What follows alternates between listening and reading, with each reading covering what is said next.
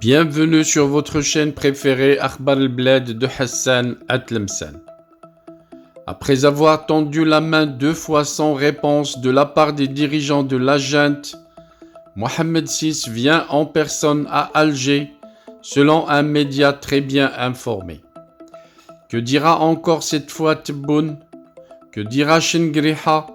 Et quel mensonge sortira Ramtan al-Amamra pour le raconter encore cette fois au peuple algérien? Avant de détailler la nouvelle surprenante, je vous rappelle de ne pas oublier de vous abonner sur votre chaîne préférée Akhbar al-Bled de Hassan Atlemsen. Et si vous êtes déjà abonné, n'oubliez surtout pas de cliquer sur la cloche pour être sûr de recevoir à chaque fois qu'il y a du nouveau sur la chaîne, le bip qui vous avise et qui vous invite à y aller pour être les premiers à consulter la nouvelle vidéo, les premiers à écouter les nouvelles informations sur Akhbar al-Bled de Hassan Atlemsen. Bonsoir. Mohamed VI vient en personne à Alger selon un média très bien informé. Que dira encore cette fois Tebboune? Que dira encore Chengriha? Et quel mensonge sortira Ramtan al-Amamra pour le raconter encore cette fois au peuple algérien?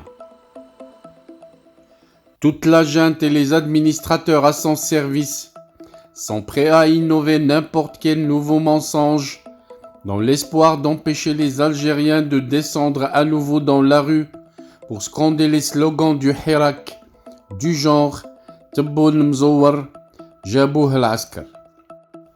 Effectivement, le roi du Maroc, Mohamed VI, va finalement venir à Alger pour participer aux travaux du 31e sommet arabe prévu à Alger le 1er et le 2 novembre 2022.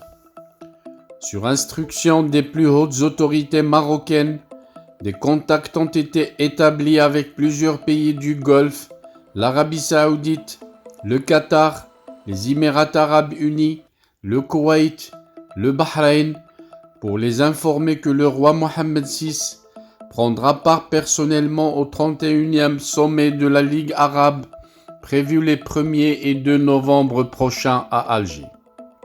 Une surprenante révélation de Jeune Afrique ce lundi 12 septembre sur son site internet. Le magazine panafricain Jeune Afrique, basé à Paris, vient de jeter une véritable bombe sur Alger. L'écho de cette information risque d'avoir sur Alger un effet pire que celui de la bombe nucléaire de Hiroshima ou Nagasaki. Réputé pour sa proximité avec le palais marocain et les autorités marocaines, Jeune Afrique est généralement considéré comme une source fiable et un média bien introduit au Maroc. Le magazine Jeune Afrique est régulièrement qualifié par de nombreux observateurs avertis de l'actualité maghrébine et africaine comme l'un des relais les plus importants du lobby médiatique marocain en France et en Europe.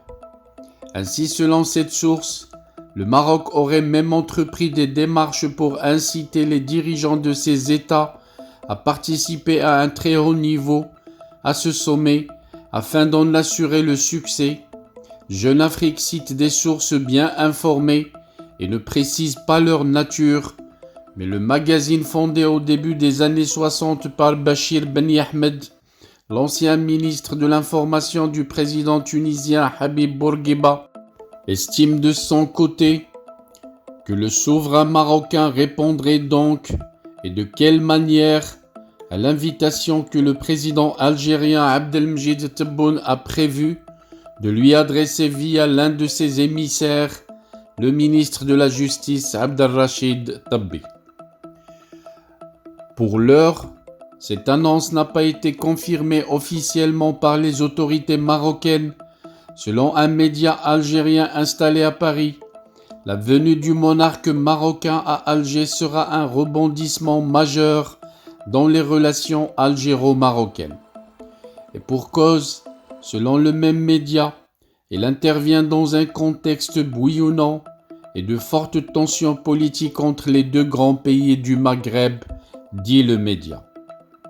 le média algérien qui reflète en quelque sorte l'avis de la diaspora intellectuelle algérienne installée en France, est très fâché du régime algérien. Ce média précise que l'Algérie a rompu ses relations diplomatiques avec le Maroc en août 2021 en raison de profonds désaccords sur le Sahara marocain et du rapprochement sécuritaire entre Rabat et Israël, même si le comportement d'Alger était hostile bien avant le rapprochement israélo-marocain. Après avoir tendu la main 2 fois sans réponse de la part des dirigeants de la junte militaire à Alger, Mohamed VI vient donc en personne à Alger, selon le même média. Que dira encore cette fois Tebboune? Que dira Chingriha? Et quel mensonge sortira Ramtan al-Amamra pour le raconter encore cette fois au peuple algérien? Ils ne trouveront plus quoi dire, puisque le roi du Maroc est prêt à risquer sa vie pour venir en soutien à ce sommet que la junte militaire veut à tout prix faire réussir, et dire que depuis plusieurs semaines, le perroquet de Ammar Blani ne cessait de mentir en disant que le Maroc tente de faire échouer le sommet à Alger. À ces propos mensongers, à ces accusations mensongères de la part de Tebboune et de la junte militaire, je clôture la vidéo sur une ayah de Surat al-Anfal. Ya ayyuhan nabi, qul liman fi aydikum min al-asra, in ya'lami Allahu fi qulubikum khayran yu'tikum khayra mimma ukhidha minkum wa yaghfir lakum wallahu ghafurun rahim. Sadaqallahu al-azim.